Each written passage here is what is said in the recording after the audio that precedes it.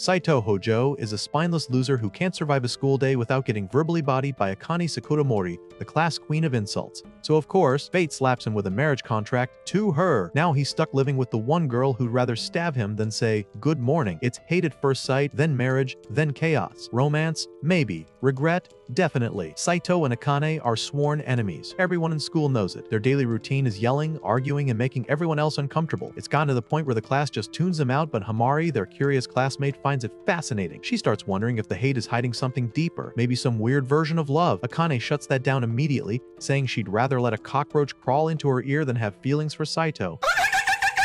The cockroach was rooting for them all along. After school, Saito gets a call from his super-rich grandpa, Tenryo. He's invited for tea. Saito, knowing how unpredictable the old man is, tries to avoid it, but a limo rolls up outside with two men in suits who don't take no for an answer. He's practically kidnapped, but in a rich people way. He's taken to a huge mansion. There, to his surprise, he finds Akane already waiting. She was also invited by her grandma Chiyo. The atmosphere is tense. The two waste no time throwing verbal punches at each other. Then the old folks appear and invite them to dinner, but halfway through the meal, Tenryo and Chiyo drop a bomb. Saito and Akane are getting married. What? Both teens freeze, choking on food and disbelief. They refuse immediately. Obviously, Akane says she'd rather die, and Saito nearly walks out, but then Tenryo, casually sipping tea, threatens to disown Saito from the family fortune if he refuses. He even says the family dog's life is on the line. Marry the girl or I take the dog out back. Disney villains just took notes. Akane laughs it off, saying she's not scared of threats, but then Chiyo leans in and whispers something to her. Akane goes completely pale and quiet. Whatever was said,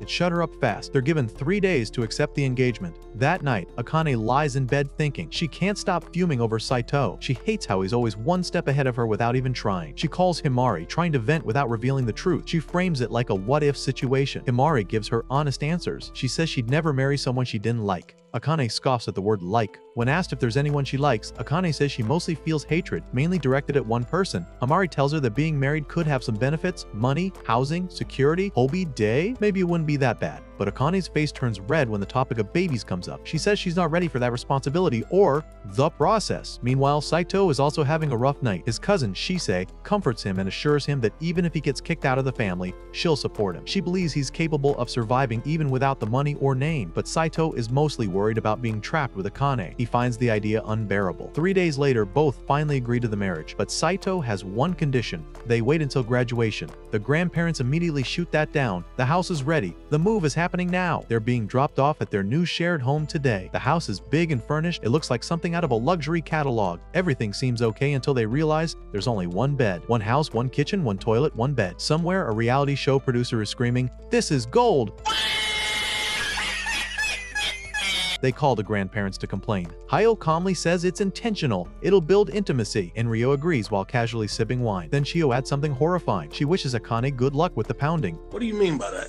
That sentence alone gave Akane 7 new traumas and a sleep disorder. The call ends. Saito and Akane stand in awkward silence. Saito suspects there might be cameras in the house. Knowing how insane his grandpa can be, Akane asks him if he plans to do it. Saito, confused, asks, do what? She accuses him of planning to defile her in her sleep. Saito's only plan was to eat snacks and cry in peace. To defend herself, Akane grabs a huge novelty pencil that could double as a medieval weapon and threatens to crush his skull if he tries anything funny. Later, she tries to carry a large box upstairs alone. Saito offers to help, but she assumes he wants to grab her figurines or mess with her stuff. She shoos him away. Brother, Halfway up, she slips and nearly falls. Saito catches her, accidentally pulling her clothes. For a split second, they don't argue. It's weird. Akane brushes it off quickly and walks off. Saito finishes unpacking and finds food in the kitchen. It's pizza, which Akane apparently made or ordered. He takes a slice. She walks in, doesn't say anything, and just snips the food like a stray cat. He silently offers her some. She takes a slice without a word and walks away. That night, they both lie in the same bed, backs turned. The silence is heavy. Saito asks why she accepted the marriage in the end. Akane dodges the question, saying it's just part of a larger plan. Saito jokes that the next phase of the plan will probably involve babies. What do you mean by that? Akane freaks out, starts yelling and flailing like he just activated her fight or flight. This isn't romance. This is emotional dodgeball. She reminds him that no one can know about the marriage, not a single soul at school. Saito agrees not because he's scared, but because he genuinely has no interest in announcing it. Akane's ego is bruised. She assumes he's trying to hide it because he's embarrassed of her. She says, most guys would brag about marrying someone like me. Saito stays silent. Even he knows survival depends on not answering that question. The next morning, they leave for school together. No one knows their secret. Yet, one day, Akane's best friend Himari sees her chatting with Saito and immediately goes into detective mode. She corners Akane like she's been caught smuggling test answers. Akane brushes it off, saying she just told him to stop being so casual with her. Don't worry, Himari. I just told him to speak to me like I'm a bank manager. What? Himari's confusion grows. Why is Akane suddenly flustered around the guy she used to glare at like he stole her lunch money? Later that day, Saito is chilling at his desk when his cousin Shisei walks up and sniffs him. Yes, you read that right. She leans in, inhales deeply, and with the precision of a bloodhound, declares that he smells different, like a girl.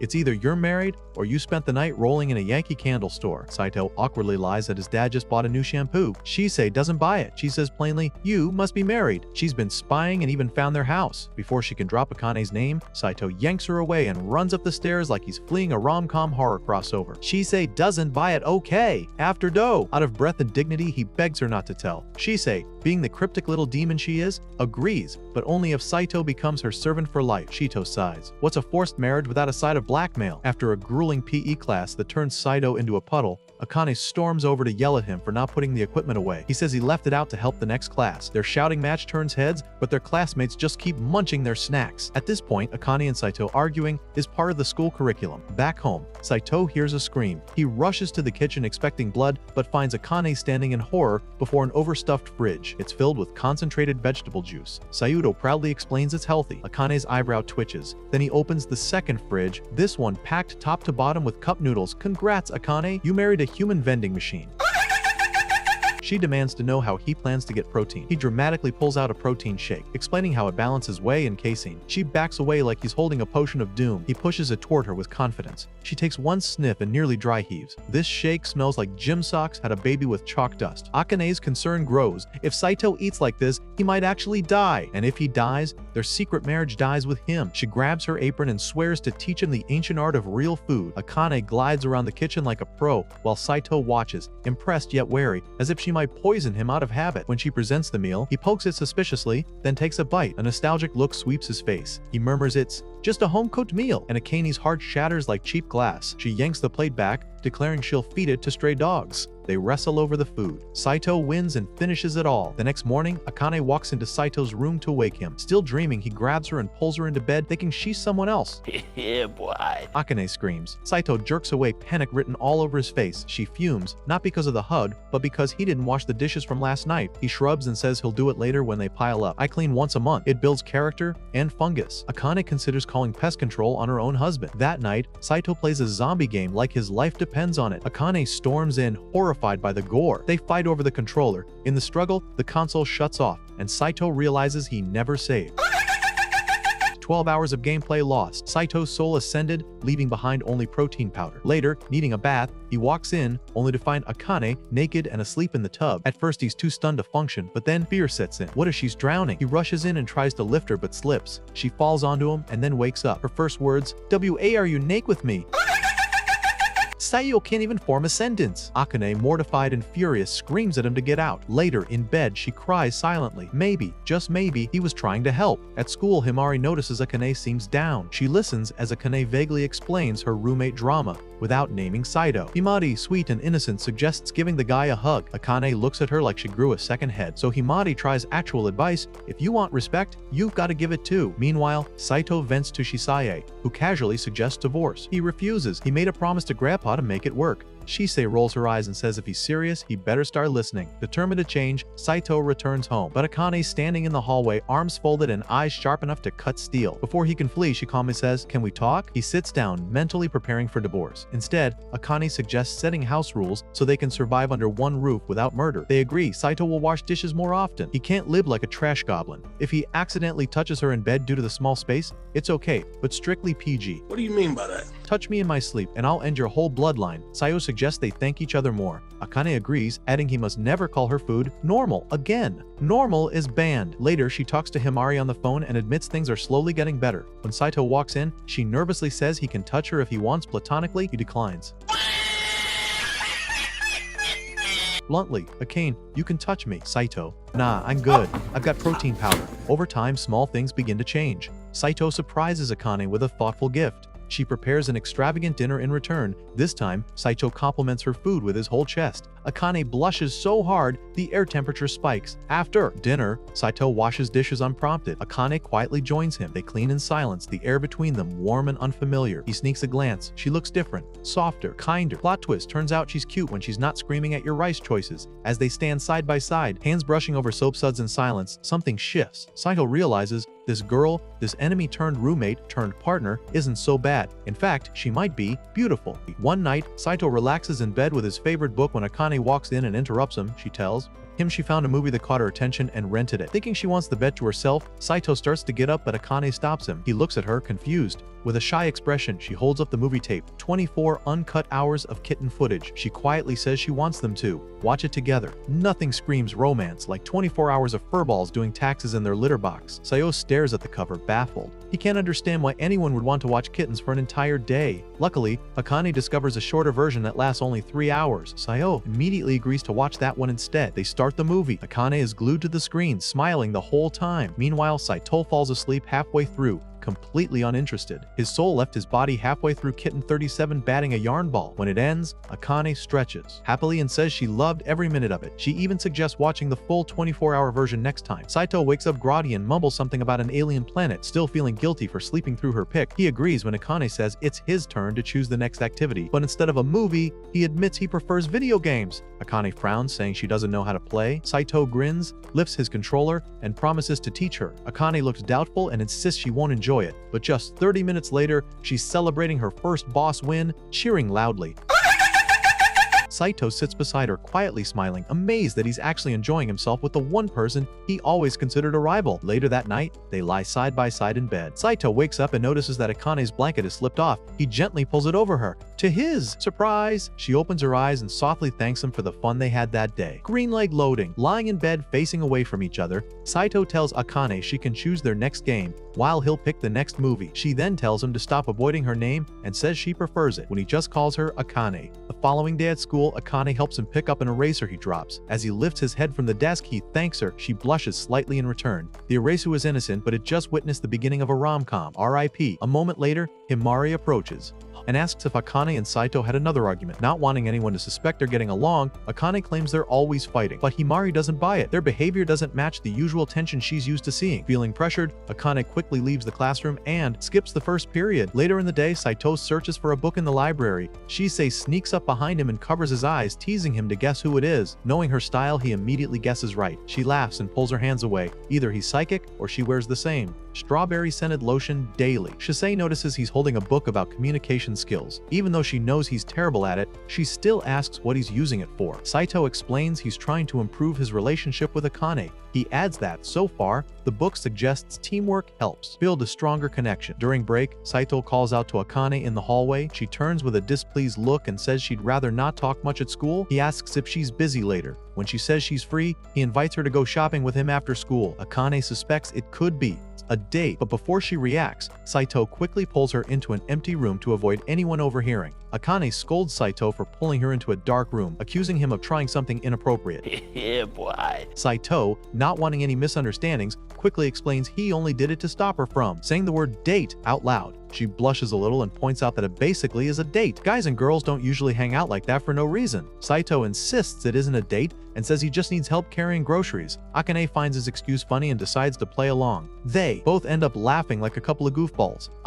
Yes, the classic, it's not a date, it's a grocery-based bonding exercise. After school, Akane jumps when Himari greets her with excitement. Himari's work shift got cancelled and she wants to hang out. Akane, already having plans with Saito, struggles to respond. Himari starts listing fun things they could do, but Akane, tearing up a little, admits she's already meeting someone. Himari doesn't take it personally and curiously asks if it's a new friend. When Akane says it's someone she knows, Himari immediately guesses it's Saito and playfully asks if it's a date. Embarrassed, Akane dashes off without answering. While running, Akane suddenly trips over Shisei, who's lying flat on the ground. Alarmed, Akane helps her up and apologizes, asking why she was just lying there. Shisei casually says she was waiting for her, but since Akane stepped on her, Shisei hands her a legendary sword as compensation. Uninterested, Akane slowly walks away, saying she doesn't care about stuff like that. Before Akane leaves, Shisei asks if she plans to build teamwork with Saito. She steps in front of her and refuses to move until she gets an answer. Oh no! Not wanting to deal with the question, Akane quickly apologizes and runs in the opposite direction. Later that day, Akane and Saito walk side by side through the park, both slightly blushing as they near the supermarket. Inside, Saito notices they're out of eggs and reaches for a pack. Akane stops him and tells him to check the price before tossing things into the cart. Soon after, Akane spots a limited time sale and sees a crowd swarming the area. She tries to push her way in but gets shoved aside. Saito jumps in to help but gets thrown back even faster, lying on the floor. Both start laughing at how terrible they are at grabbing discounts. Akane stands up and confidently says she's not giving up. Saito gets up too but admits he's ready to quit. She looks him in the eye and tries to motivate him, insisting he come with her. He blushes and agrees. They walk home together afterward. That night, Akane wakes up to see Saito holding a finger in front of her face. What?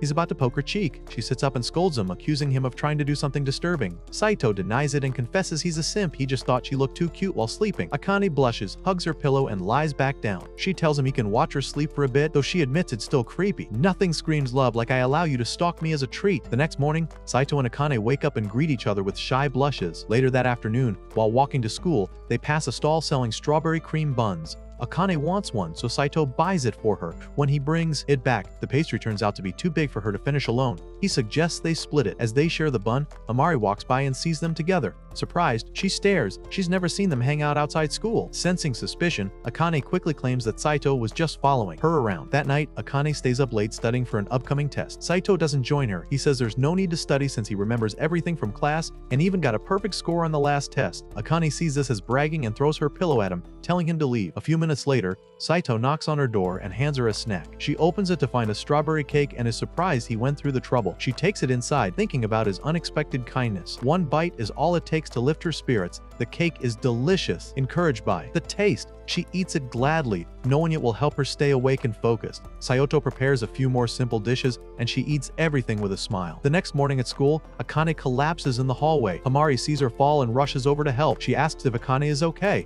Akane nods and says she's just tired from studying all night. Himari tells her not to overdo it and reminds her that health comes first. But Akane stays focused on her goal, getting the highest grade in the class. Himari tries to reason with her again, saying she'll never beat Saito's score. Still, Akane refuses to back down. She's determined to outdo him. That's not academic rivalry, that's anime blood feud 1001. That evening, Saito brings her a late-night snack but finds her slumped over her desk. At first, he thinks she's asleep. As he steps closer, he notices her face twisted in discomfort. Concerned, he checks her temperature and sees it's dangerously high, 4 degrees C. She's clearly sick. When Akane whispers that she feels hot and unwell, Saito grabs a wet rag and gently wipes away her sweat. While he cares for her, Akane weakly mutters about how much she needs to study. She says her dream is to become a doctor, someone who helps others live long and healthy lives. Her voice softens as she admits her parents can't afford medical school. The only reason she agreed to marry Saito was because her grandmother promised to pay for her education if she married him. Hearing her words, Saito feels both surprised and impressed. He never knew how much becoming a doctor meant to her.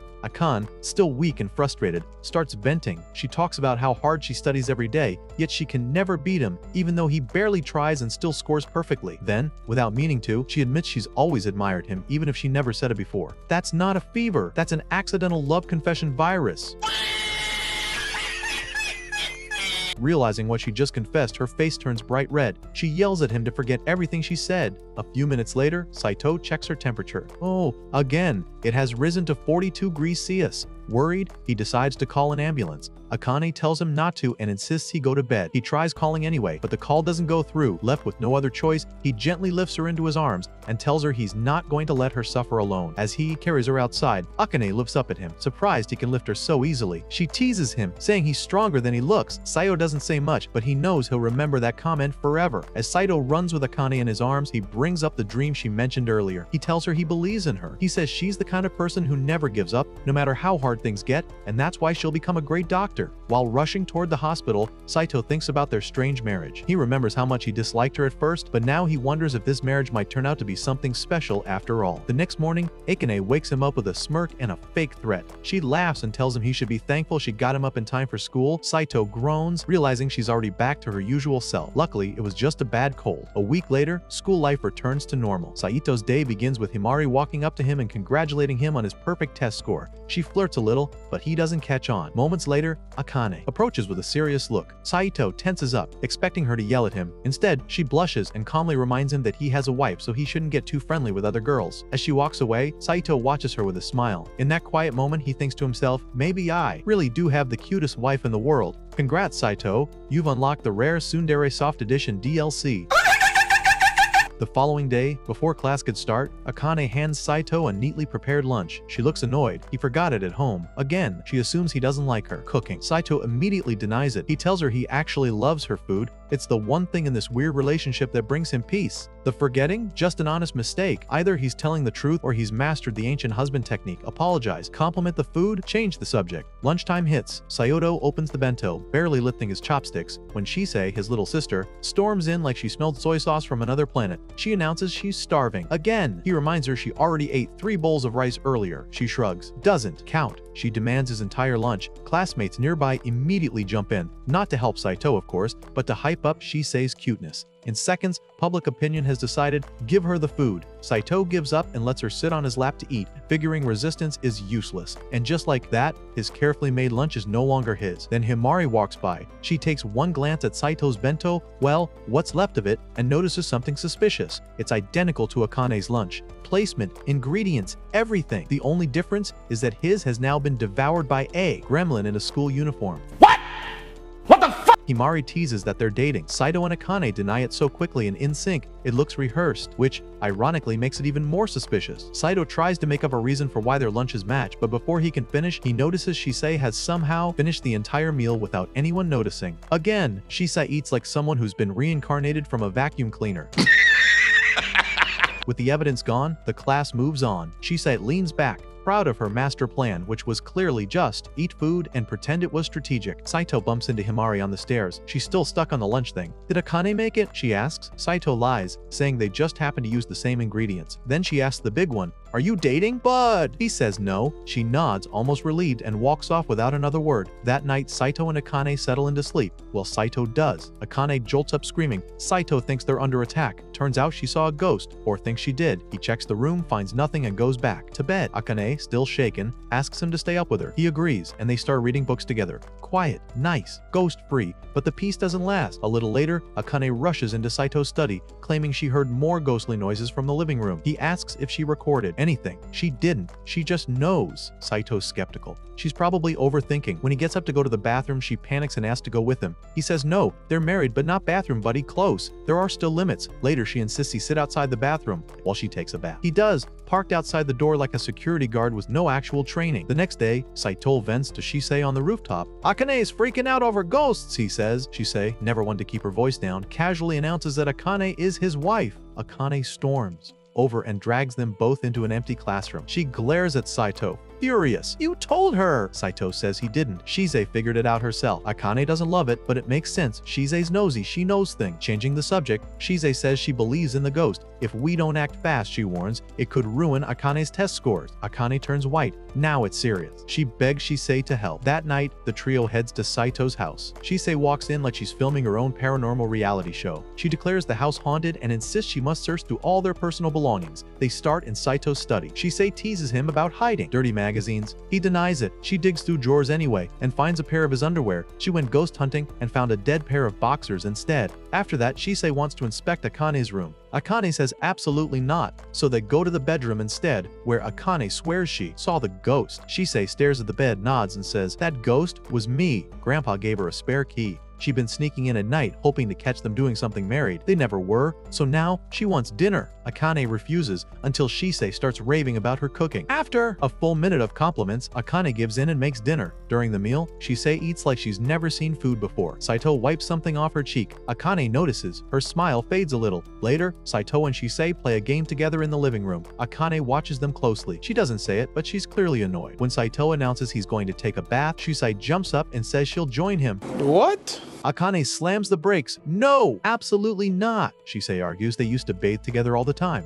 Yeah, boy. Saito admits that's true, but it stopped when he moved in with Akane. Akane stands firm. It's not happening again. That night, Akane walks into the bedroom. Saito's reading. She asks where Shisei is. Still gaming, he says. Akane breathes a small sigh of relief and sits down next to him. She brings up the cat game they were playing earlier. She wanted to play too, but never got the chance. Saito says he thought she was too busy with schoolwork. Akane says she would have made time. Then she yells at him for being clueless. He's smart enough to dodge suspicion from the class, but dumb enough to miss obvious jealousy. She accuses him of spoiling Shisei. He defends himself. It's a sibling thing. Suddenly, she freezes. So does he. Something touched them inappropriately. From under the blanket, Shisei springs out like a horror movie jump scare. She grins, totally unbothered, and announces that she's sleeping in their bed tonight. Akane nearly passes out. Shisei says it's fine, she's just borrowing her brother for one night. Akane insists she only shares a bed with Saito because their grandparents forced them to. Shisei offers to sleep on the floor, but Akane doesn't want to look jealous, so she agrees to the slumber party. Later that night, the lights are off. Everyone's pretending to sleep. Shisei turns toward Akane and tells her to stop hiding her feelings. You like him, she says. Anyone with eyes can see it. Akane plays dumb. Shisei isn't buying it. She says Saito's too oblivious to notice unless someone spells it out. Then she turns around, says she's glad Saito has someone like Akane, and closes her eyes. Akane stares at the ceiling, thinking about everything, and maybe, just maybe, about saying something honest. The story continues with Himari meeting Akane at a cafe. As soon as they sit down, Himari wastes no time and asks Akane if she has feelings for Saito. The question catches Akane completely off guard. Flustered, she quickly denies having any affection for him. Still, she's curious why Himari would ask something like that out of nowhere. Himari admits that she has a crush on Saito. Akane is confused and asks what she even sees in a guy like him. Himari explains that she loves everything about Saito, from his looks to how well prepared he always is. She recalls a specific moment when a girl from their sports team collapsed from heat stroke. While everyone else panicked, Saito stayed calm and took control of the situation. Meanwhile, Akane had run in circles like a headless chicken yelling, "Somebody call Batman!" Hearing that, Akane has to admit Saito is reliable in a crisis, though she tries not to dwell on it. Himari continues, saying she really admires people who can keep their cool when things go wrong. On top of that, Saito is always kind to her. Because of all this, she was hoping Akane could help get Saito to like her in return. Akane agrees to help, but she's not exactly sure how. She asks Himari what she wants her to do. Himari tells Akane that all she really wants is some information about Saito's interests so she can relate to him better. But after thinking it over, Akane realizes she doesn't actually know that much about Saito herself, which was shocking considering she'd accidentally memorized every item in his fridge out of boredom. Later that evening, Saito notices Akane standing right behind him with a pen and notepad in her hand. He finds it a little unsettling and asks what she's doing. Akane simply replies that she's observing him and doesn't offer any further explanation. Saito tries to ignore it, but Akane continues to follow him around. Even during dinner, she holds a camera up close to his face. He asks why she's filming him like that, but since she can't reveal Himari's crush, she just tells him to ignore it. Saito briefly wondered if he'd been cast in a documentary called The Mysterious Life of a Mildly Confused Teen. Saito decides to focus on eating his dinner. While he eats, Akane suddenly asks if he has a preferred type of girl. The question catches him off guard, but he says he doesn't really have one. Akane moves on and asks what his favorite foods are. Saito replies that he likes steak, sushi, and seafood bowls topped with caviar. That last one sounds a little fancy to Akane, so she asks how he likes his steak. Saito says he prefers it rare. The next morning at school, Akane tells Himari about Saito's favorite foods. Himari is excited to learn something new about him. Since she's eager to know even more, Akane adds that Saito enjoys playing video games and reading books before bed. Himari thinks that's cute, but then pauses and wonders how Akane would know what Saito does before going to sleep. Caught off guard, Akane quickly lies and says she overheard him talking about it. Technically true if you count the time she camped outside his room with a glass to the wall. Later that night, Akane starts getting ready to make dinner, and Saito asks what she's planning to cook. She tells him she's making fish. Saito looks disappointed and says he was hoping for steak, especially since she asked him about it the day before. Akane hadn't planned on making steak at all, but after seeing how excited he was, she agrees to do it. However, they'll need to go out and buy the ingredients first. On their way back from the grocery store, Akane tells Saito that doing things like this makes her happy. It reminds her when she used to go shopping with her mother as a child. Saito listens, but he admits he doesn't really share that kind of memory. Once they get home, Akane prepares the steak exactly how Saito likes it. When he takes his first bite, he pauses and stares at the plate in silence. Akane immediately assumes he hates it, but to her surprise, Saito tells her it tastes so good that he wishes he could eat it every day. Akane's heart skipped a beat, either from joy or because she accidentally swallowed a peppercorn whole. Akane can't believe Saito is praising her cooking so much, but hearing it makes her happy. She tells him that if he enjoys her food that much, she'll make as many amazing meals for him as he wants. As she says this though, she leans in a little too close to his face. The moment grows awkward, and both of them blush. The next day at school, Himari walks over to Saito's desk and asks if he has a specific type of girl he likes. She explains that she heard he doesn't have a type but wants to confirm it directly, raises an eyebrow and asks where she got that information. Himari doesn't want to admit that she had Akane ask him, so she avoids the question. Moving past that, Saito answers her directly. He says he doesn't believe in categorizing people into types. For him, he would never know if he wanted to be with someone unless he spent time getting to know them first. Himari finds his answer charming. She explains that most boys who show interest in her don't know anything about her. When she asks them what they like about her, they usually mention her chest. I asked for a personality analysis, not a boob review.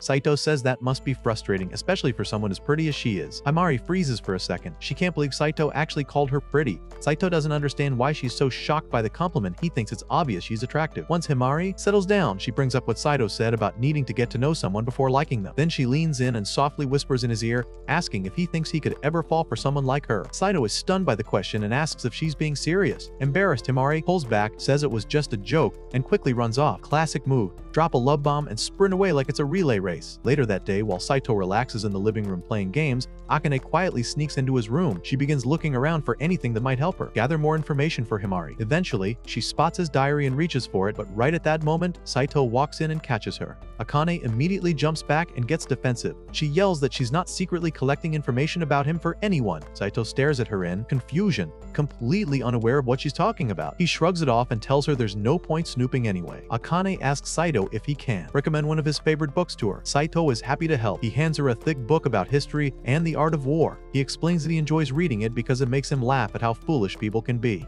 Akane doesn't really understand the appeal, but she accepts the book and later shares the information with Himari. The next day at school, Himari meets up with Akane and admits she couldn't understand a single word of the book. Akane apologizes. She realizes she should have asked Saito to recommend something simpler. However, Himari doesn't mind. In fact, she prefers it this way because now she has an excuse to talk to Saito directly. The following day, Himari proves she wasn't bluffing about pursuing Saito. The very next day at school, she brings him a homemade lunch. Knowing he likes steak, she makes it just for him. Saito politely declines, saying he already packed his own lunch, but Himari urges him to at least taste what she made since she put in so much effort. Their classmates also start encouraging him, so Saito gives in and agrees to try a bite. Pleased with his response, Himari feeds him a piece. Saito takes one bite and is surprised by how good it tastes, so he keeps eating. Akane, watching from nearby, feels jealous seeing Saito enjoy Himari's food so much. That moment, your crush is being fed by your rival, also your bestie. Even though Himari doesn't understand why Akane looks upset, she tries to include her by offering to feed her too. What?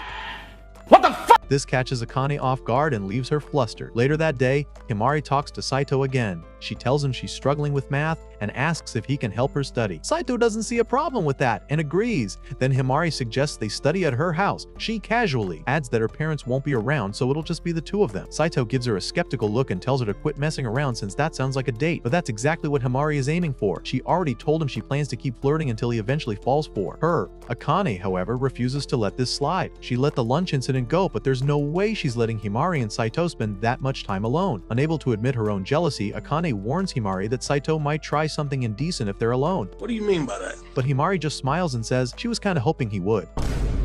Akane becomes even more determined to stop Himari from being alone with Saito. As a compromise, Himari offers a solution. Akane can join the study session too. If the top two students in the class help her, maybe she can reach third place on the next test. Just then, Shisei suddenly appears after overhearing someone talk about taking her spot in the rankings. Since she's currently the third smartest in class, Himari suggests they should all study together. With 4 people now involved, they decide it makes sense to hold the session at Akane's house. Before everyone arrives, Akane quickly hides all signs that Saito lives there. Once they sit down, Saito asks Himari which part of the math material confuses her. She responds that she doesn't understand any of it. He rephrases the question, asking when the confusion began. Himari admits that things have been unclear ever since math started involving letters. Akane notes that Himari's grades began slipping during their first year of high school. With that information, Saito finally knows where to begin. After a short time, Himari starts solving problems by herself. Impressed, she tells Saito he's a great tutor and asks him to keep going, but she leans in really close, making Saito uncomfortable. He tells her to back off because it's too awkward, and Akane is clearly getting angry. Right then, Shisei clings to Saito and says she's bored. Saito, trying to ease the tension, suggests they all take a break and play a game for a while.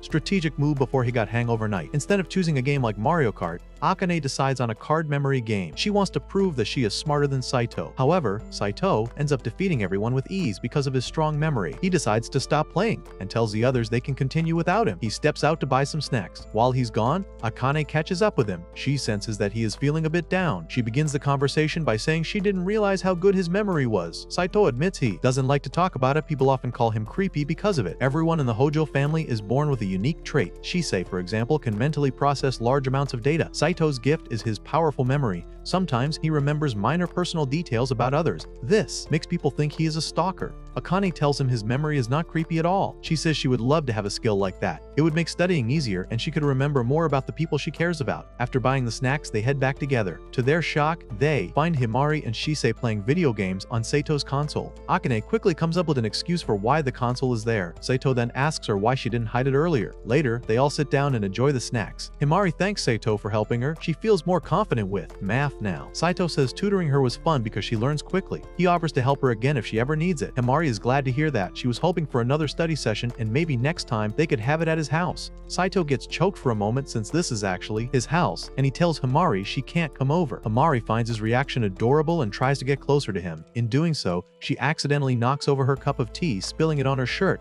Saito quickly rushes to the drawers and grabs a towel for her. Himari appreciates the gesture, but asks how he knew where the towels were. Sayo claims he just guessed, and Himari accepts the answer without thinking much of it. To her, it makes sense. Sayo is smart enough to figure something like that out. Himari goes to clean her shirt, and Shisei guides her to the bathroom. Once she's gone, Akane confronts Saito. She blames him for the situation and says it's his fault for agreeing to tutor Himari. Saito defends himself, saying there's nothing wrong with helping a friend, but Akane snaps that he's never offered to help her before. Saito corrects her, reminding her that he did try once, but she yelled at him. Akane admits she reacted that way because she was too embarrassed to accept help from someone she considers her rival. At that moment, the lights go out. Akane immediately panics, terrified of the dark, and clings to Saito. He explains it's just a power outage and wants to check the breaker, but Akane begs him not to leave her alone. She suddenly apologizes for always being so stubborn, but Saito reassures her that she's fine just the way she is. He admits that she can be a little annoying at times and struggles to express her feelings, but he's starting to realize that she never intends to hurt anyone. Because of that, he doesn't mind if she acts a bit selfish now and then. Right at that moment, the lights come back on, and Himari and Shisei return to the living room. When Himari sees Akane holding onto Saito, she smiles, thinking it's sweet that the two of them are finally getting along. The following day at school, Saito talks with Shisei about the power outage from the night before. He still doesn't know what caused it and asks if she had anything to do with it. Shisei denies it and says she had nothing to do with the blackout. While they're talking, Himari approaches Saito and asks if he can tutor her again. Saito agrees without hesitation. Himari also invites Akane to join them, but Akane refuses, saying she has nothing to learn from someone like Saito. However, after Himari walks away, Akane quietly approaches Saito and asks him to help her study. Later that night, when they get home, Saito teaches Akane a memorization method, and to his surprise, it works really well for her. She thanks him for sharing his technique, but in truth, the method isn't his. Saito has never needed to study himself, but he created a few techniques as experiments and tested them on different people to see how effective they were. Akane is the first person who has been able to use it so easily, so he figures it must be because she's naturally intelligent. After a while, Saito says they've studied enough for one night and suggests they stop there, but Akane insists on continuing until morning. Saito knows she's working hard to become a doctor, but he still doesn't fully understand why that goal means so much to her. She tells him that it's none of his business, and Saito agrees, but he still wants to understand what drives her. Seeing that he's genuinely curious, Akane decides to open up. She begins explaining that when she was younger, she had a little sister who was very sick. Her sister was often too weak to leave her bed, and their parents had to work constantly just to keep up with the hospital bills. Her sister would cry out in pain, and the only thing Akane could do was sit beside her, gently pat her head, and watch her suffer. Eventually, her sister passed away. Akane couldn't save her back then, but there are others in the world facing similar pain, and now she wants to help those people in any way she can. Saito is thankful that Akane trusted him with something so personal. Ever since she told him about her sister, though, she seemed more distant and gloomy. Unsure of how to help, Saito turns to Shisei for advice. After listening to the situation, Shisei pauses for a moment before suggesting that Akane might feel better if she got to do something enjoyable with him, like going shopping. Saito replies that he already goes shopping with Akane all the time, but that's not what Shisei means. She explains that even if Akane doesn't show it, she's figured out that Akane actually likes girly things. So instead of the usual errands, Shisei suggests something lighthearted, like browsing sweets or fashionable items. She even knows the perfect event for it. A festival is happening in town, offering sweets from all over the world. Later that day, while Akane is making dinner, Saito walks up to her and asks if she'd like to go out with him on their next day off. The question catches her so off guard that she accidentally burns the food. Still, she agrees to the outing with Saito. The following day, she goes to visit her grandmother to talk about it. Her grandmother is overjoyed that Akane and Saito are finally getting along, to the point where she says she could die happy right now. But before that happens, she insists on getting Akane ready for her date. She brings her to a secret closet filled with clothes she's been collecting over the years, saved specifically for the day Akane falls in love. Akane, however, quickly denies being in love with Saito. When the day of the date finally arrives, Saito is momentarily speechless when he sees Akane. She looks beautiful in the dress, and it takes him a second to recover. They head out into the city, and Saito suggests visiting a cat cafe first, knowing how much Akane adores cats. But Akane immediately shuts down the idea. She explains that she's been to that cafe before and got a little too excited, so much so that she ended up getting banned for life. Despite that, she still really wants to go back. Since the cafe is off limits, Saito decides to take her to a karaoke room instead. Akane starts to panic, thinking he might be planning something now that they're alone in a private room.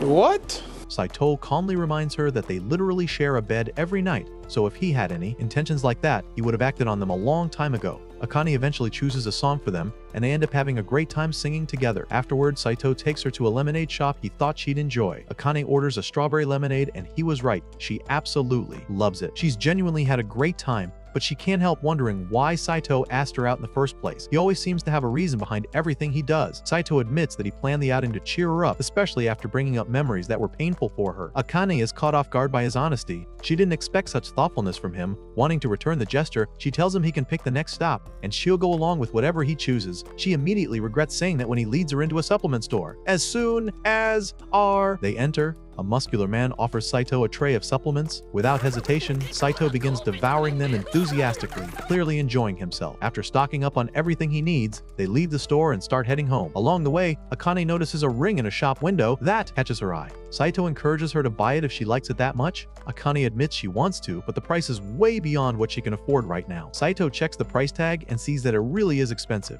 Akane shrugs it off and says she'll just wait until she starts earning money, though by then someone else will probably have bought the ring. As they continue walking, Akane turns to Saito and thanks him for inviting her out. She genuinely feels a lot better after spending the day with him. Akane's cheerful mood doesn't last long. By the next day, she's back to complaining about everything Saito does, no matter how small. Saito wishes they could go at least one day without bickering. Then he remembers how much Akane seemed to want the ring she saw yesterday, and he starts thinking of a plan. At this point, even Cold War countries had better communication than these two. At school, Saito approaches Shisei and asks if he can visit her place after classes. Shisei wonders if there's a specific reason, but Saito simply says he wants to spend time with her since they haven't hung out much lately. Delighted by the idea, Shisei agrees and quickly calls for a ride. Within minutes, her limousine arrives at the school gate. Saito hesitates, remembering his past experiences with this car, and politely asks Rui, the driver, to go easy this time. But Rui only drives two ways, fast and faster. Rui probably thinks speed bumps are just weak suggestions. After a high-speed, nerve-wracking ride, they finally reach Shisei's mansion. They head up to her room, and without hesitation, Shisei starts changing her clothes. Saito quickly tells her to stop and change somewhere else, but Shisei doesn't see any issue with changing in front of him. In fact, she says she prefers when he helps her get dressed, leaving Saito with no real choice. At this point, Saito's life is less romantic comedy and more accidental harem simulator 3000. Once Saito finishes helping her, Shisei asks what game he wants to play. He doesn't have any particular game in mind, so she suggests they play Vampires. The game involves Shisei trying to climb on top of Saito and suck and dry, which seems to be part of the fun for her. That's not a game. That's a lawsuit waiting to happen. In the middle of their chaotic play session, Saito's aunt walks into the room. She dotes on him just as much as Shisei does, and happily invites him to stay for dinner and spend the night at their place. Saito really needs to start charging rent for all the women occupying his personal space. However, Saito says he needs to head home soon since Akane will be waiting for him. Still, while he's there, he takes the chance to ask his aunt if he can help out at her company. He's currently looking for a part-time job. His aunt looks a bit surprised. If he needs money, she points out he could simply ask his grandfather, but Saito explains that he doesn't want to owe his grandfather anything. He wants to earn the money himself. Man's trying to earn respect, not inheritance. Speedrun. She asks him what he needs the money for, and Saito replies that he's planning to buy a gift. The moment he says this, both Shisei and her mother realize who the present is meant for. Shisei feels hurt, thinking Saito only came over to use their time together as an excuse to speak with her mother. Saito assures her that he genuinely wanted to spend time with her. Even so, Shisei's mother doesn't think it's appropriate for Saito to take on a part-time job as the heir to the Hojo family. It sends the wrong message. She already disapproves of the fact that he was forced into marrying a girl at random. Saito senses that she's against his marriage to Akane, and she doesn't hide it. She had hoped Saito would marry Shisei one day. The in-law drama is so dense, even Shakespeare would have said tone it down.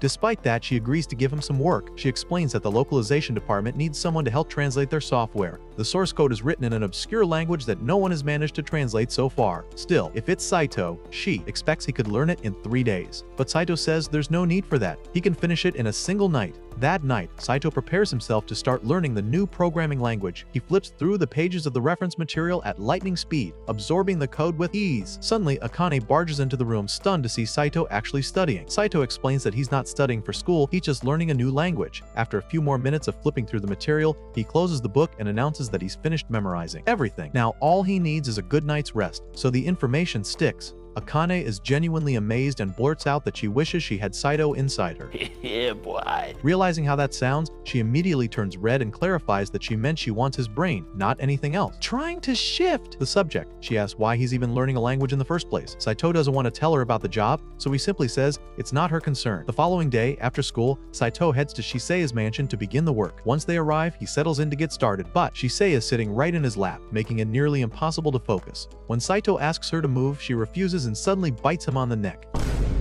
That would have sent some network through his body. He sighs and asks if she's upset about the gift he's planning to buy for Akane. Shisei says that's not the problem. She knows giving Akane a present might make their married life smoother. What bothers her is that ever since the marriage, Saito hasn't had time to play with her. She's been feeling lonely. Saito apologizes for not being around, but Shisei doesn't blame him. She knows he has a lot of responsibilities right now. Still, she has one small request. Just for tonight, she wants him to stay in bed with her until she falls asleep. This small request is how most end up in jail. Later that evening, Saito finally returns home. Akane is waiting for him and immediately questions, where he's been this late. Saito tells her he just had a few errands to run and that it doesn't concern her. He walks past her toward the bedroom, but as he does, Akane catches the scent of another girl on him. Suspicious and bothered, she decides she'll bring it up with her grandmother the next day. Akane tells her grandmother that Saito has been coming home late and skipping dinner with her. Her grandmother calmly points out that Saito is quite good looking, so it's likely he gets a lot of attention from other girls. Grandma's spitting facts like she's got a podcast.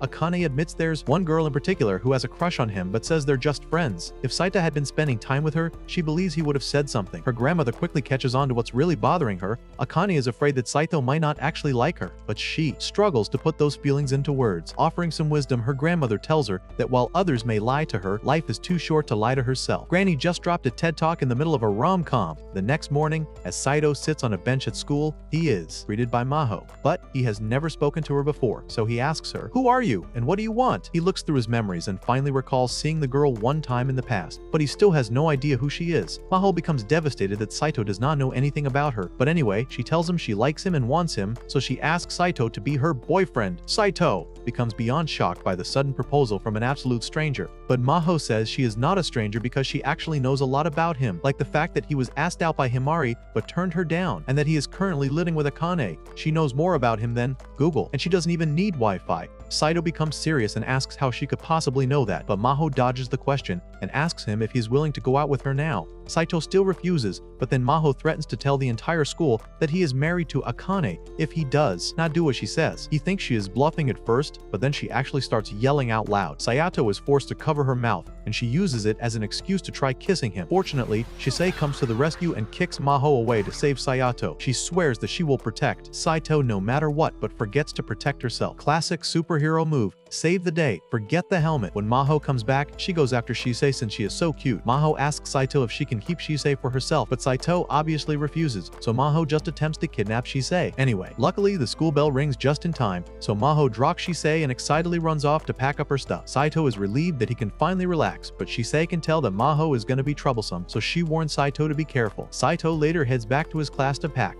has stuff as well. As he looks out the window, he sees that Shisei, Akane, and Himari are already going home, so he can finally spend some alone time today. However, all hope of alone time disappears when Maho comes looking for him. Every guy in class gets mad at him for having another cute girl, so he is forced to run out of class with Maho. Seems he's not building a harem, he's just dodging it like a gym class dodgeball. Once they are alone, Saito asks Maho what made her decide to ask him out in the first place. She tells him it was love at first sight. Saito does not buy it because he knows he is not handsome enough for that to happen, but Maho really does think he is good looking. Just then, she slides down the railing to force Saito to catch her, and when Saito gets upset that she put herself in danger, she tells him, "Life is too short to play it safe all the time, because you never know when you might end up dying." That is why Maho wanted to confess to Saito as soon as she realized she was in love with him. Although Saito cannot relate because he has never been in love, Maho asks him if he is really not in love with Akane, even though they live together, but Saito tells her it is not a matter of whether or not he likes her, he just has no choice. In that case, Maho asks if he would like to try falling in love with her, and she already has the perfect place for a first date. Saito initially turns her down, but then she asks him if he could at least show her around town since she is still new here. So, Saito agrees, and they end up going to McDonald's together. While there, Maho orders an absolutely massive cheeseburger and somehow manages to inhale the entire thing in 1 second. Saito is shocked by how much she likes junk food, but he can't really judge her for it because he likes junk food just as much. Maho says her sister always yells at her whenever she eats junk food, but it's annoying, even though she knows her sister is only looking out for her. Honestly, with the way Maho downs fast food, she's not eating to live. She's auditioning for a role as the human garbage disposal. Just then, she notices some sauce on Saito's finger, so she seizes the opportunity and licks it clean.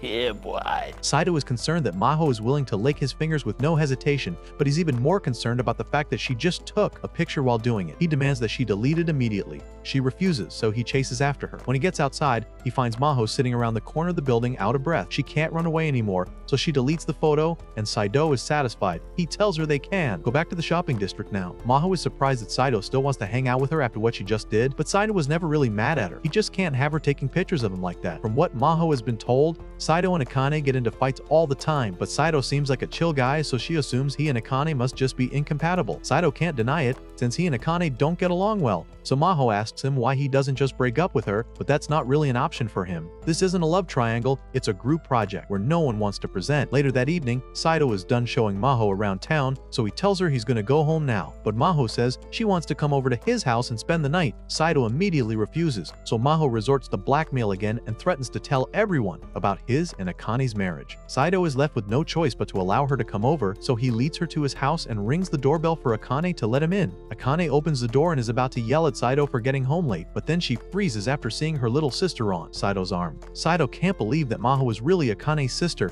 and Akane is surprised Maho didn't mention it at all. Anyway, Maho comes inside and the first thing she does is give her big sister a huge hug. It's been so long since she saw her, but then Maho starts making the hug weird, so Akane has to push her off. Saito has several questions like, for one, he thought Akane's sister was dead. Akane doesn't understand why he would think that because she never said anything about Maho dying. All she said was that she couldn't see her sister anymore, a better place, and it was true because Maho had been traveling the world. It's just been a long time since she last came back to Japan. Now that she's here, she wants to inspect Saito and Akane's married life. She heads straight for the bedroom, and when she sees the double bed, she asks Akane if she and Saito sleeps together every night. Akane says they do, so Maho assumes that must mean Akane and Saito have done the deed because there's no way two people who aren't siblings sleep together and nothing happens. Maho's logic is basically one bed equals action. Someone get this girl a hotel commercial. Akane assures her that she's never done that kind of thing with Saito before. Maho is relieved to hear that, but she still wants to make sure no funny business happens, so she says she wants to spend the night. She asks Akane if she can sleep over, and Akane is more than happy to accommodate her, telling Maho she can stay as long as she likes. To celebrate Maho's arrival, Akane decides to make a pot of porridge for dinner, but Maho and Saito really don't like the sound of that, especially Maho. When she was little, Akane would always force her to eat porridge whenever she got sick, so trauma starts coming back to her even thinking about it. It's not just porridge, it's war flashbacks in a bowl. Akane still intends to make porridge though. She heads to the fridge to get some ingredients but finds Shisei's body almost completely frozen. What? What the fuck? After getting Shisei out of the fridge, Saito checks too, make sure she's alright. Shisei starts asking him to give her mouth to mouth, but if she can talk, Saito says she must be fine. Classic, help me, but also flirt with me, combo, Shisei really said, CPR stands for Cute People Romance. Just then, Maho comes running up and offers to give Shisei mouth-to-mouth instead. Yeah, boy. But Shisei jumps back into the fridge to get away from her, then hides behind Saido. Maho begs Saido to please let her have Shisei, but he'd never give up his beloved little sister. Maho points out that since Saido is married to Akane, that makes Shisei her sister-in-law, but Shisei refuses to let her title be stolen. She challenges Maho to a little sister duel. Saido has no idea what a little sister duel is supposed to be, but before he can figure it out, Maho has already gotten behind him and starts giving him the step bro experience. Saido is not into that, so he gives her a score of 0. This house needs fewer siblings and more security cameras. Shisei then steps up to show Maho how to act like a real little sister. She falls to the ground and pretends to be hurt, activating all of Saido's big brother instincts and compelling him to pick her up. It's pretty clear that Shisei won the contest, but Akane still says Maho is the best little sister in the world. Akane and Maho head into Akane's room so they can chat in private. Akane asks why Maho didn't tell her she was coming to Japan. Maho says she just wanted to surprise her, and Akane was definitely surprised, especially because Maho showed up clinging to Saido's arm. Speaking of Saido, Maho says she has a proposition for Akane. She thinks it would be better if she marries Saido instead of Akane. She knows this whole thing started because their grandma and Saido's grandpa wanted to see what a youthful romance would look like through their grandkids, so there's no reason Maho can't take Akane's place. Plus, she's sure she could convince their grandma to fund Akane's education even if she isn't married to Saido. Akane tries saying the plan would never work because Maho couldn't handle a guy like Saido. He's arrogant, egocentric, and thinks he's great at everything, which he is, but that's not the point. Maho doesn't see that as a problem. She's sure she could get along great with Saido. Plus, she has a lot in common with him, like her love for junk food and video games, while Akane absolutely hates those things. Akane asks if Maho is really okay with this, since it would be much better to marry someone she actually loves, but Maho says she really likes Saido. Sure, she doesn't know much about him yet, but he's hot, and that's enough for Maho. She then shows Akane the picture she took earlier that day to prove how close she and Saido are, saying they would surely get along as a married couple. Naki, in Maho's world, romance requires 3 things: attraction, aggression, and incriminating selfies. Maho then gets up to go spend some time with Saido, and Akane doesn't know how to feel about it. Meanwhile, Saido is taking a bath when Maho suddenly enters and says she wants to bathe with him. Saido tells her to get out, but Maho doesn't listen and gets in the bath anyway. She then asks if he'd be fine with marrying her. The only thing their grandparents care about is their grandkids getting married to each other, so it would be fine if Maho became his wife instead. She tells him she's very committed and would let him do anything he wants with her. Yes. Yes! This girl skipped flirting, skipped dating, skipped personal space. She's just speedrunning romance like it's a boss battle. Saido has to muster a lot of willpower to resist the temptation, so he tells her he'll have to think about it. But Maho makes it clear that she isn't joking. After Saido finishes his bath, he heads to the bedroom looking completely exhausted. Akane asks what's wrong, so he tells her that Maho is so energetic it's draining to be around her. Akane understands what he means, but she's glad to see Maho in such high spirits. When she was a kid, she was always sick and stuck in the hospital, so she might be a little bratty at times, but Akane still wants to give her as much as she can to make her happy. Saido is about to go to sleep, but before he does, Akane says there's something she wants to ask him. She wonders if Saido wants to break up with her. Saido immediately gets up and questions why she would ask such a thing, but Akane doesn't know how to respond. The next day, everyone goes to an amusement park together as part of a homecoming party for Maho, but Himari immediately senses something isn't right, so she asks Maho what her relationship with Saito is. Maho says she is currently trying to win over Saito's heart. That makes her Himari's rival, and Himari isn't going to let someone steal Saito away from her. Yeah, boy. The two girls start fighting over him while Saito ignores them and heads to the first ride. The group enjoys various rides together, but when it comes to the roller coaster, Akane gets so scared that she passes out until the ride is over, and it nexting in a thirst why it is. She tries to pretend that rides don't scare her, but when they go on the Ferris wheel next, she shakes so much that Saito has to ask if she's okay. Akane's soul left her body somewhere between the first drop and the photo booth. Akane finally admits that she's terrified of amusement park rides and heights. Saito asks why she came if she hates it so much. She tells him she just wanted to make Maho happy because Maho has always loved parks, festivals, and big groups. Since she was practically always bedridden as a child, she's probably trying to make up for lost time. That's why Akane wants to make Maho's day as fun as possible. Saito thinks it's sweet that Akane is facing her fears for Maho's sake, so he asks if she wants to hold hands until they get back to the ground. Akane gets flustered and asks if he's trying to make a move on her, but he says holding hands might calm her down. When he grabs her hand, she does stop shaking, so she decides to hold his hand a little longer. From panic to peace in 2.5 fingers, science still can't explain the hand-holding effect. However, no amount of hand-holding could stop Akane from freaking out at the haunted house. Himari ends up waiting outside with her while she calms down. Saito and Maho, meanwhile, Maho in particular is fascinated by how realistic everything is. Saito reminds reminds her that the point of a haunted house is to get scared, so why come if she doesn't find it scary? Maho replies that she enjoys watching other people freak out. Suddenly, Maho falls to the ground. Saito asks if she's okay. She says she just got too excited and is tired, so she can't walk. She asks Saito to carry her outside, which he does, placing her on a bench so she can catch her breath. He asks if she needs medication or if he should call Akane, but Maho insists she's fine and doesn't want Akane to worry. She then admits she was faking it. Saito yells at her, saying it's not okay to joke about life or death situations. She apologizes and spins around to prove she's fine, but only ends up dizzy. 10 points for enthusiasm, minus 50 for balance. That evening, as Saito is getting ready for bed, he lies down, only to find that the person next to him isn't Akane, but Maho. She's on top of them. Despite the awkward timing, Saito asks if she remembers being at one of his grandpa's parties years ago, around the time he graduated elementary school. He remembers spending the night talking to a girl who looked just like Maho, though he never got her name. Maho tells him that the girl was her, and she's glad he remembers. But now, she wants to get down to business and starts unbuttoning his shirt. Saito protests, saying they should at least get to know each other first. Maho insists it's fine because she's in love with him. Saito isn't convinced. He can tell Maho hates him for some reason. Maho tries to deny it, but her words lack conviction. Eventually, she admits she really does hate Saito, but still wants to kiss him. Just then, Akane walks into the room and sees Maho on top of Saito. No amount of explanation can convince her nothing happened, so she yells that she hates them both and kicks them out. Forget fireworks, the real explosion happened in that bedroom. Maho, still not taking it seriously, suggests she and Saito camp out for the night. Saito refuses and says he'll walk her home. Maho asks where he's going to stay, and although he could go to Shisei's house, he doesn't want to bother her, so he says he'll get a hotel. As soon as he says this, Maho begs to tag along. Not wanting to share a room with her, Saito rushes into his hotel room and locks the door. Maho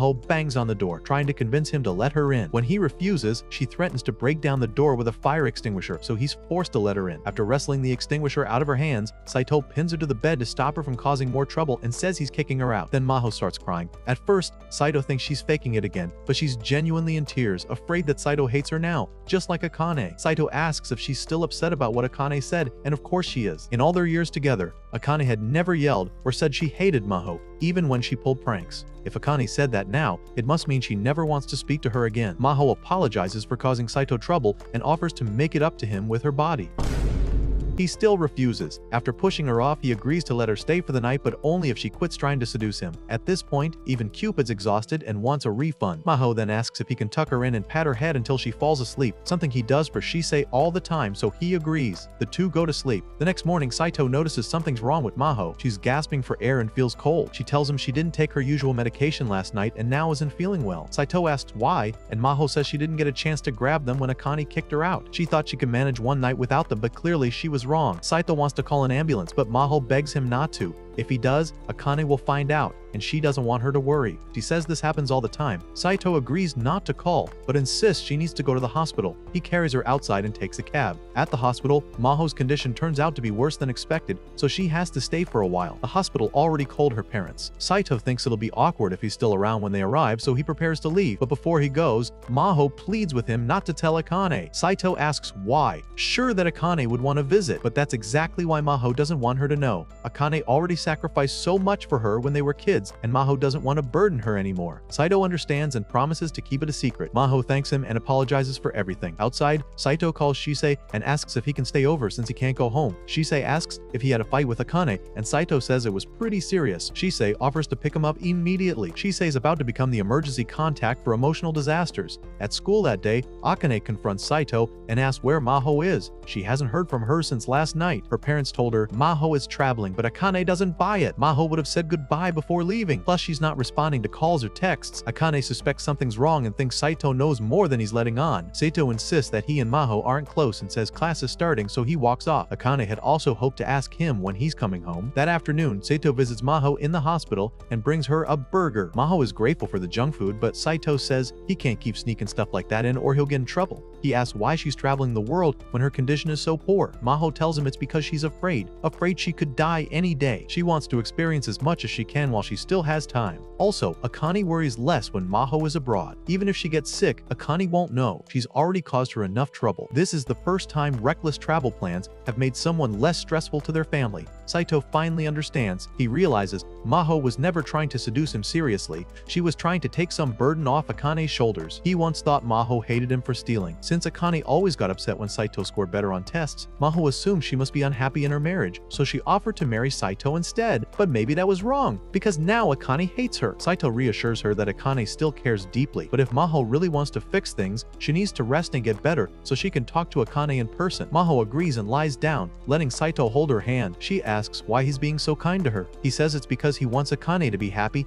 and she would be sad if Maho were left alone in a hospital. This man just pulled off a heartfelt monologue with hospital lighting and a cold cheeseburger Oscar-worthy. After Maho falls asleep, Saito gets up to leave but finds Akane standing at the door. She runs away to the elevator, unable to face him after hearing what he said, especially the part about wanting her to be happy. 1 week later, Maho is fully recovered and meets with Akane. She apologizes for trying to seduce Saito and explains she thought Akane was unhappy being married to him. She tried really hard, but Saito didn't budge. The closest they got was that one time they took a bath together, though Saito quickly stops her from finishing that sentence. What Maho wants to say is that Saito hasn't done anything wrong and Akane shouldn't be mad at him. Akane agrees and says she'll let it all go, but asks Maho to stop trying to take her place. She doesn't want Maho to suffer from being around Saito every day. However, Maho says she might have actually fallen in love with Saito. If Akane doesn't want to stay married to him, she'd still be happy to take her place. For some reason, this makes Akane mad at Saito. She yells at him for seducing her sister and storms off. This guy can't breathe near a girl without getting hit with a felony. While Maho is still there, she tells Saito she figured out who the girl from the party really was. Saito is confused. Didn't Maho say it was her? That was a lie, and she'll only tell him the truth if he gives her a kiss. Saito yells at her to go back to class. He returns to class and finds Akane, who says she has something to ask. Was what he said about wanting her to be happy true? Saito, flustered, admits it was. Akane is glad to hear that, so she asks if he'll come home already. After all, it would be bad if their grandparents found out he hasn't been home in a week. Saito agrees, but the two fail to notice that Himari is standing right behind them, and now she knows that Saito and Akane live together. She ends up blurting it out loud without thinking. Himari just accidentally speedran her own heartbreak arc. Everyone in class knows about it. They've been suspicious of Saito and Akane for a while, so they start hounding them for an explanation. Even on the way home, Saito and Shisei realize that a few of their classmates are trying to follow Saito home to see if he really lives with Akane,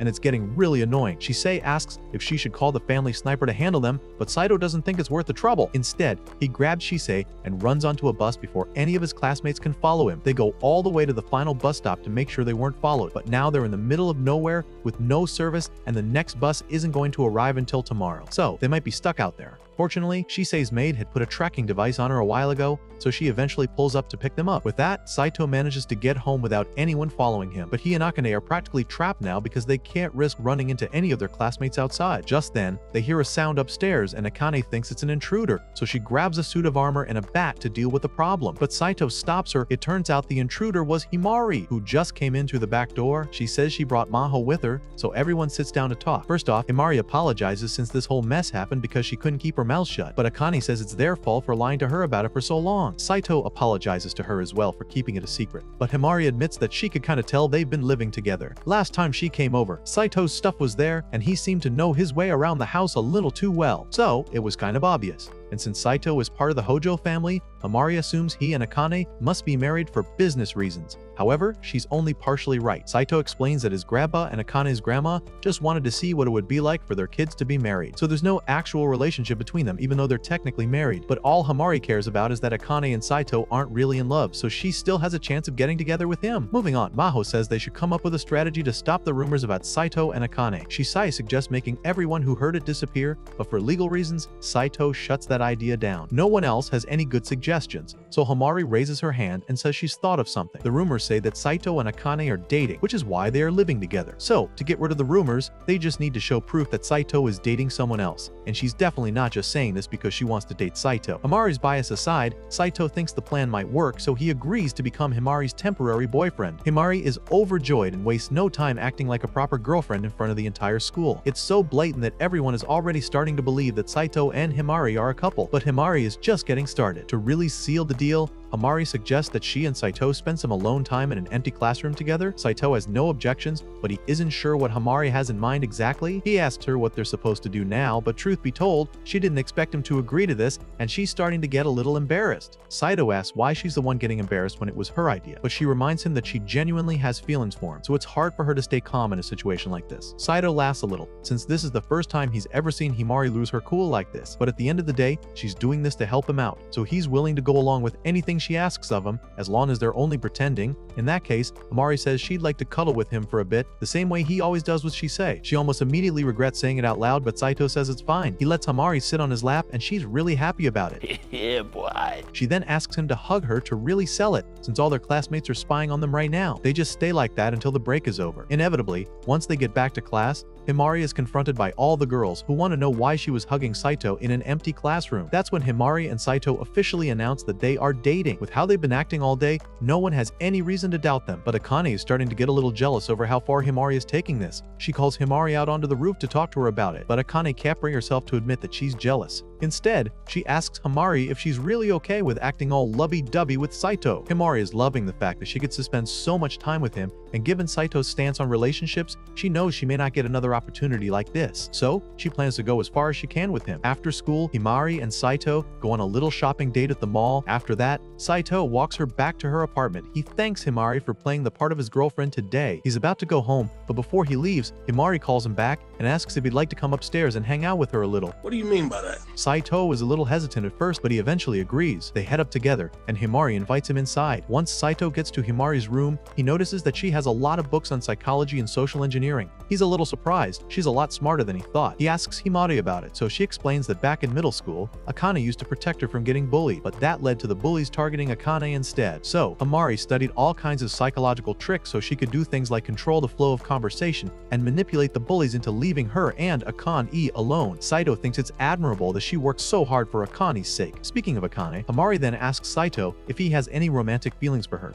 Saito tells her he doesn't think of Akane that way, and Himari is glad to hear that because it means she really does have a chance with him. Sayo eventually gets home later that night, and Akane is sitting there waiting for him. She asks why he's back so late, so he explains that he was just hanging out at Himari's place for a while. As soon as Akane hears this, she runs off and locks herself in her study room. Himari later calls to tell Akane all about her day with Saito and how much fun it was. Keep in mind, she's not saying all of this to spite Akane, she just genuinely enjoyed her day and wanted to talk to her best friend about it. She even asks if Akane is okay with this and offers to stop if it's making her jealous. But Akane can't be honest with herself, so she tells her it's fine, she's free to keep being Saito's girlfriend. The next day, Saito is sitting in the living room when he suddenly gets a call from his grandpa. He initially tries to ignore it, but then grandpa pops up on the TV, so there's no avoiding him now. Timria tells Saito that he's going to be hosting a party for his cousin's birthday, and this particular cousin is really important since she plays an integral role in helping Timria run the company. So if Saito plans to take over one day, then he had better get along with her. Akane hears Saito talking to someone in the living room, so she asks him what happened. He explains that his family is coming together for a party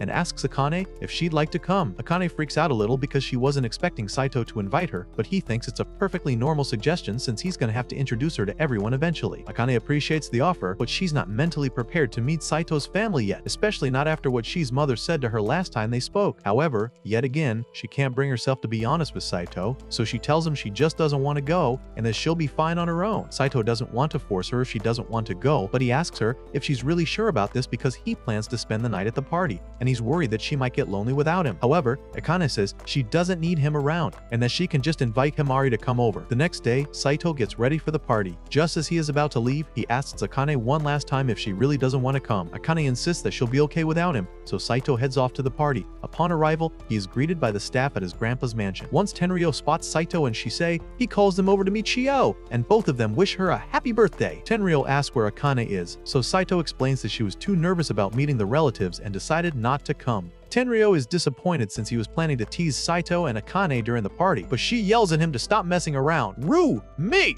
There aren't many people in the family who can talk to Tenryo like that, so Saito asks her if she could tell him to stop forcing people to get married too, but there's not much she can do about that. She has dedicated her life to supporting Tenryo, and with how much he has developed the family business, she owes him quite a bit, so she can't force him to do anything. She tells Saito to just accept that Akane is his wife now, although she admits she was shocked when she heard about Saito's marriage arrangements, since she was sure he would end up marrying Shisei. Shisei starts blushing at the idea of marrying Saito, but he is still oblivious about her feelings for him, so he doesn't understand why she's acting so weird. All of a sudden, late into the night, Shisei falls asleep at the party, so Sayo carries her back to her room and gets ready to go to bed. Just then, he gets a call from Akane, and he's a bit surprised that she called him. He answers and asks if something is wrong. Akane tells him that everything is fine, but she just feels strange being alone when she usually spends the day arguing with Saito. Saito doesn't know if her wanting to argue with him is a good thing, but after spending so much time with her, he knows this is just her way of saying she misses him. Back at home, Akane is trying her best to go to sleep, but she's gotten so used to sleeping next to Saito that she's terrified by the thought of sleeping alone. Just then, she hears a sound at the window and her heart begins to race because she thinks it might be a burglar. She wishes Saito were there to help her, but since she's alone, she takes matters into her own hands and grabs her bedside frying pan that she keeps in case of emergency. Just when she's about to whack the intruder, she realizes that it's actually Saito. She asks him why he's climbing through the window, but he had no other choice. Akane had chained up the front and back doors in her paranoia, and when he tried calling her, she couldn't hear him because she was wearing headphones. Akane apologizes for causing him so much trouble, but she wasn't expecting him to come home tonight since he said he was going to sleep over at the party. Saito admits that he had originally planned to do that, but after Akane called, he decided to come home anyway. Getting there was really hard because he had to take 3 buses and then walk 2 hours to get back, so he's really tired now. As soon as he is ready for bed, Saito passes out, and Akane is a little disappointed because she was hoping he would at least tell her about what happened at the party before falling asleep. However, she understands he must be tired, so she pulls the covers up and whispers,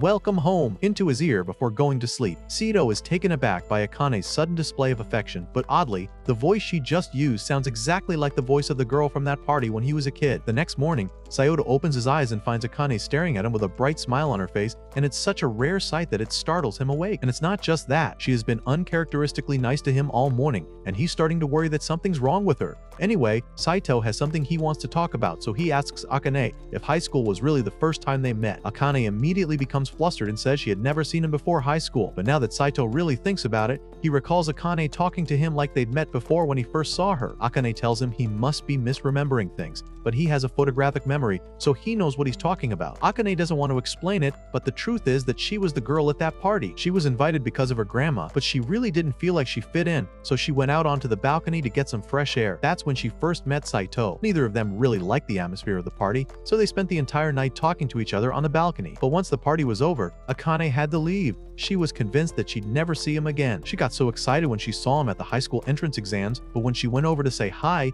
he didn't recognize her at all, and that's the whole reason she started hating him in the first place. Saito has no idea why Akane suddenly got so upset, but she's locked herself in her study room and won't come out. He knocks on the door and asks if he did anything to offend her, but she tells him he didn't do anything wrong. She says she just needs some time to herself right now, but she promises that she'll make dinner for him tonight. However, Saito says she doesn't have to worry about it because he can cook instead, so he heads out to do a little shopping. Out in the park, Himari is sitting alone on a bench when she is suddenly approached by a group of guys. They try flirting with her, so Himari tells them she's a minor, but apparently they don't care. They keep trying to get her to go with them. Himari is starting to get a little worried, but just then, Saito shows up and grabs one of the guys by the shoulder. He very politely tells them that if they don't leave her alone right now, then he will scoop their eyeballs out and feed them to the fish in the ocean. That's enough to scare the guys off. Himari is thankful for Saito's help, but she thinks he went a little overboard on the threats. However, Saito says that's the usual way his family deals with people, so he was dead serious about what he said. Anyway, he asks Himari what she's doing out here by herself since it's getting late. She explains that she can't go home right now because her stepmom is there. Saito remembers hearing Himari talk about how bad her relationship with her stepmom is, so he understands why she doesn't want to go home. Himari usually schedules work whenever she knows her stepmom will be home,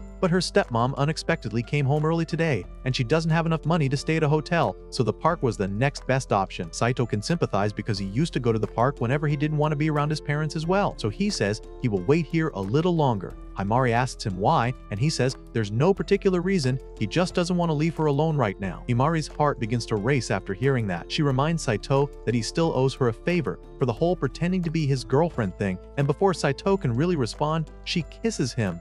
Yeah, boy. The next day at school, pictures of Saito and Himari's kiss are already spreading through the girls' group chat, and Akane can hardly believe what she's seeing. Akane runs out of the classroom and bumps into Himari right away, but she's still too shy to admit that she's jealous. Himari is starting to get annoyed by Akane's indecision, so she tells her that if she doesn't make up her mind soon, then she's going to lose Saito to her. Later that day, Akane is sitting on the couch and trying to process her feelings when all of a sudden, Saito comes home with a gift for her. He could tell that she was upset, so he bought her finger pastry. Although Saito doesn't realize it, this single gesture just helped Akane confirm her feelings for him. A few minutes later, Akane calls Himari and asks to meet her out in the park. Once they are both there, Akane says she wants Himari to stop pretending to be Saito's girlfriend, but Himari flat out says she won't stop until Akane gives her a good reason for it. Akane is forced to admit that she is in love with Saito, But now that that's out of the way, Himari tells her it doesn't matter. Akane has been fighting with Saito for years now, while Himari has liked him for a long time, so she doesn't think Akane has the right to butt in all of a sudden like this. However, Akane says she has liked Saito way longer than Himari has, because she met him at a party when they were younger. The truth is, Himari had kinda suspected that Akane liked Saito. She always found a reason to approach him, and when he wasn't around, she seemed downcast. Still, Akane refused to admit it. With everything Himari learned about how to win people over, she probably could have gotten Saito to fall for her. She knew what kind of hold he had in his heart and the things she needed to say to make him like her. But she didn't do it, because it would have been unfair to Saito and to Akane as well. She knew Akane liked Saito from their first year of high school, but Akane could never admit it to herself, and if Himari stole Saito from her like that, it would have been the end of their friendship. Akane asks if that means Himari did all the pretending to be Saito's girlfriend and kissing him just to give her a chance to come to terms with her feelings. But to be honest, Himari just did those things because she wanted to, and if Saito ever actually responded to her advances, she would have jumped at the chance. They both understand each other a little better now and acknowledge that neither of them is willing to give up on their friendship or on Saito, so they need to figure out how to move on from here. They both promise they won't ruin their friendship over it, but they are also going to keep pursuing Saito without holding back. Or at least, that was the plan. But the very next day, Akane is back to being awkward and combative with Saito because she gets flustered around him.